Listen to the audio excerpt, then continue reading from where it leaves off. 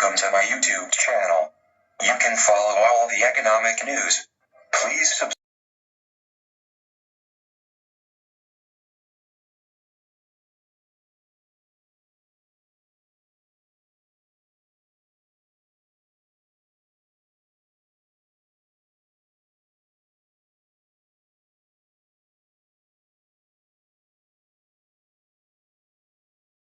Hearing is adjourned. Committee on Oversight and Government Reform will now come to order. Pursuant to Committee Rule 5B and House Rule 11-2H4, the committee announces that it may postpone further proceedings today on any question of approving any measure or matter or adopting an amendment on which a recorded vote of the yeas and nays are ordered, and without objection, the Chair is authorized to declare a recess at any time.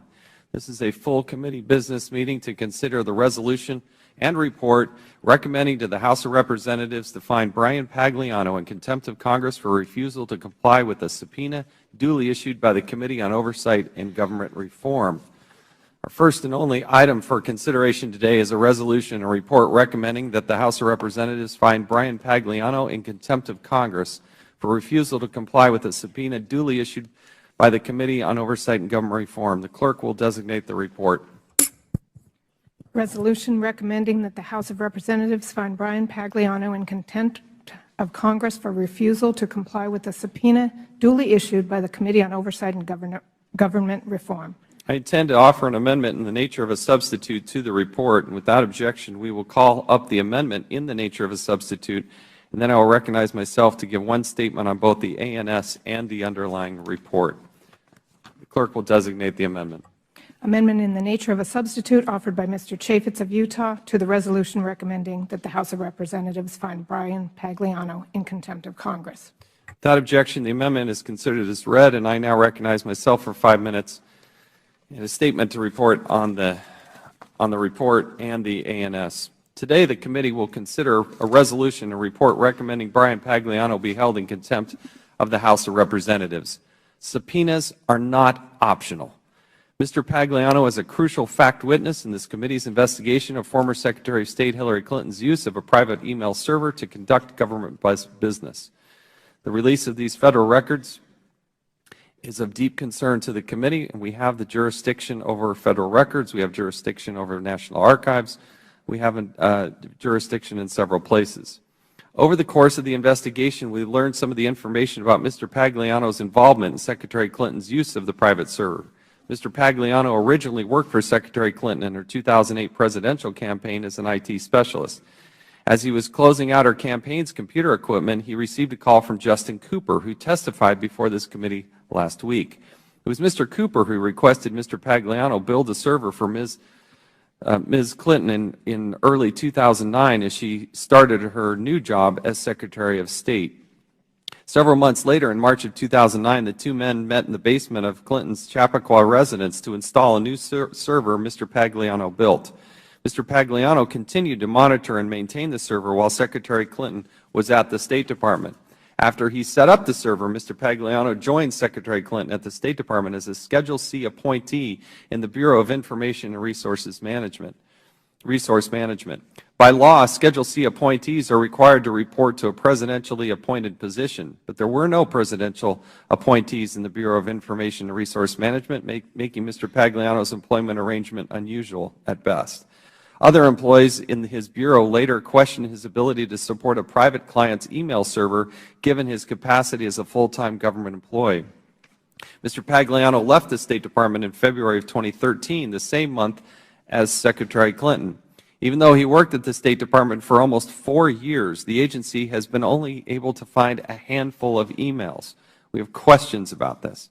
Mr. Pagliano's emails are federal records, just like Secretary Clinton's emails, and subject to production in response to a Freedom of Information Act request. The committee has jurisdiction of both the Federal Records Act and FOIA. We also have a long record of oversight, investigative, and legislative work in this area. The committee subpoenaed Mr. Pagliano to appear at a hearing on September 13, 2016. He did not show up to that hearing. I explained Mr. Pagliano was uniquely qualified to provide testimony to help the committee better understand Secretary Clinton's use of a private email server. This is undisputable. I also made clear the committee would consider all options regarding Mr. Pagliano's failure to appear, including consideration of recommending he be held in contempt. The committee then heard several hours of testimony from Mr. Cooper, who was also involved in setting up Secretary Clinton's email server. Mr. Cooper, to his credit, explained a lot. We did appreciate his participation in answering all the questions that this committee asked. Throughout his testimony, Mr. Cooper routinely referred to Mr. Pagliano as the individual more appropriate to answer questions who knew more about the server. It was clear from Mr. Cooper's testimony, his words, not ours, that we needed to hear from Mr. Pagliano. Mr. Pagliano's attorney asserts because his client took the fifth before the Select Committee on Benghazi, he shouldn't be required to provide testimony to this committee. That is not a good faith argument. It makes no sense for a number of reasons. First and foremost, the Select Committee's jurisdiction is limited. It only relates to September 11, 2012 terrorist attack in Benghazi. In contrast, this committee's jurisdiction is broad and includes both legislative and oversight of the Federal Records Act and the Freedom of Information Act. Questions about these two topics alone are well outside the purview of the Select Committee's investigation. Secretary Clinton's emails and Mr. Pagliano's were subject to both of these laws.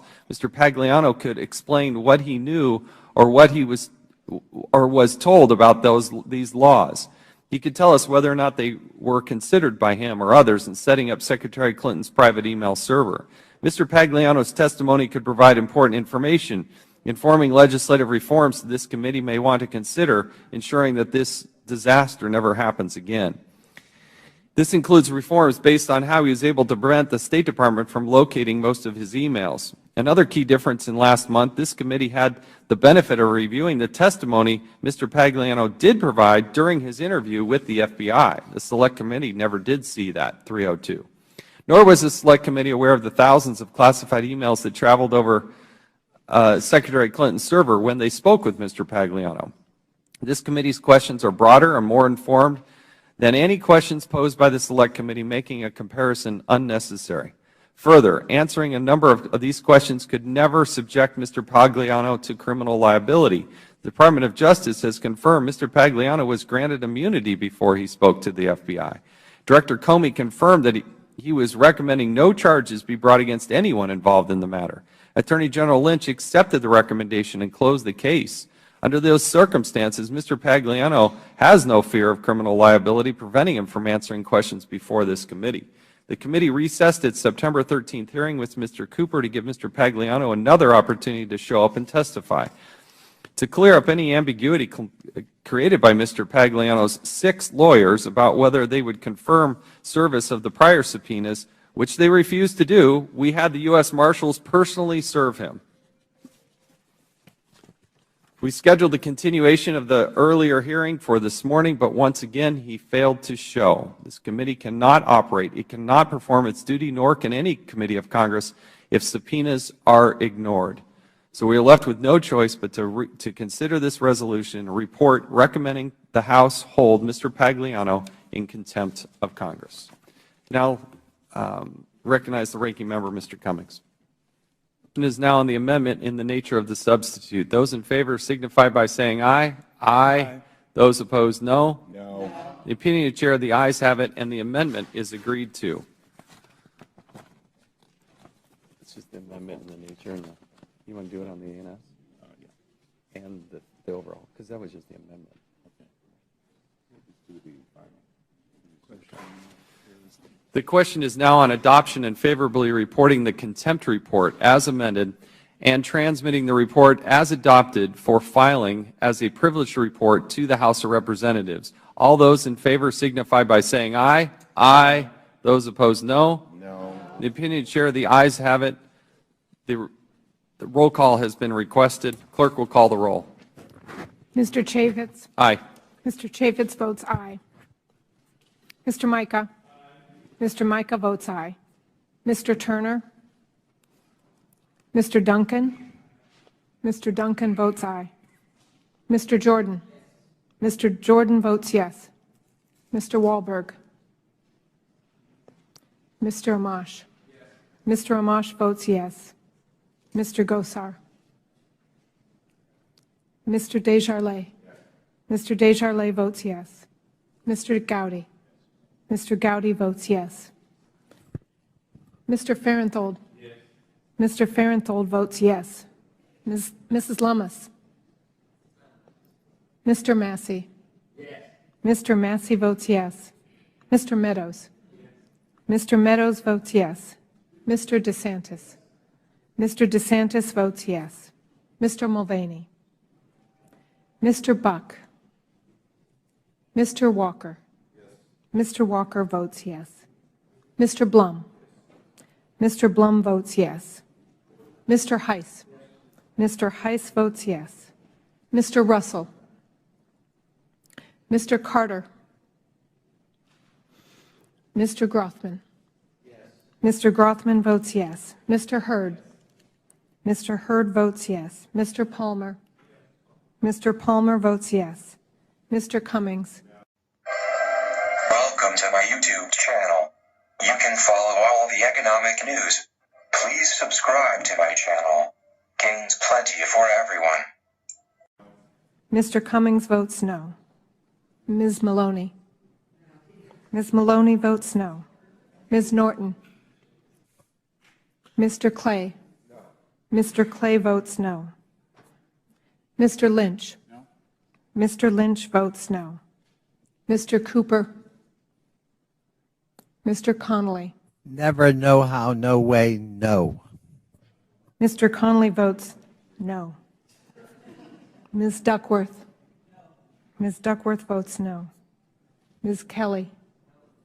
Ms. Kelly votes no. Ms. Lawrence? Ms. Lawrence votes no. Mr. Liu?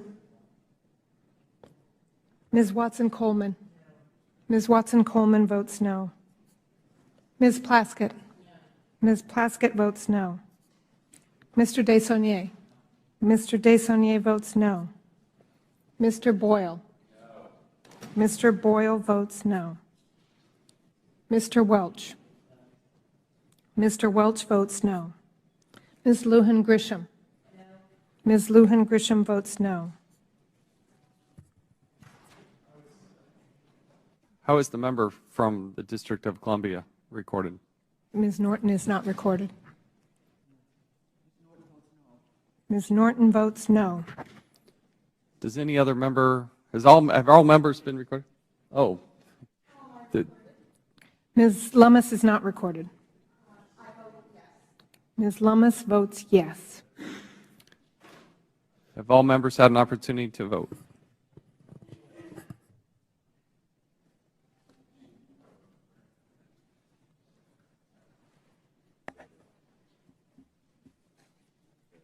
Anybody else? How is the member from Michigan, Mr. Wahlberg, recorded? Mr. Wahlberg is not recorded. He votes yes. We good? Anybody else come?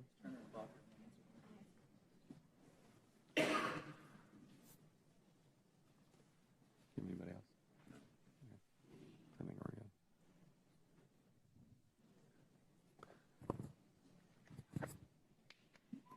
Clerk will report the tally. On this vote, there are 19 yeas and 15 nays. The ayes have it, and the report as amended is ordered favorably reported. Without objection, the motion to reconsider it is laid on the table.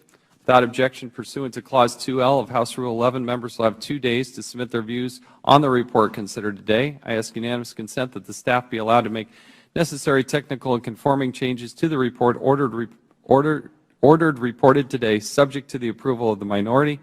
Hearing no objections, so ordered. If there's no further business without objection, the committee stands adjourned.